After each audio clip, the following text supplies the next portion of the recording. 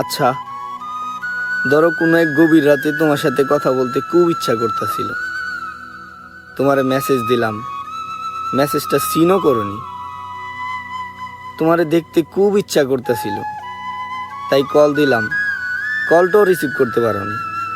পরদিন সকালবেলা ওইটা তুমি দেখলা, আমার দেওয়া একটা মেসেজ, আমার দেওয়া একটা মিসড কল, তারপরও তুমি কোনো রিপ্লাই দাওনি।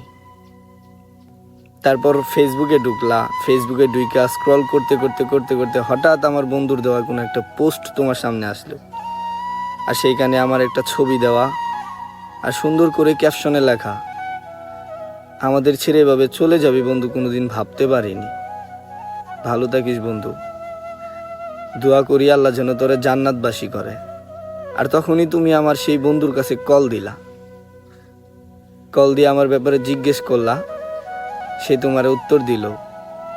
আমরা ইমার তো তারে কবরস্থানে রাইখা চলে আসলাম, পারলে ওর জন্য দোয়া কইরেন।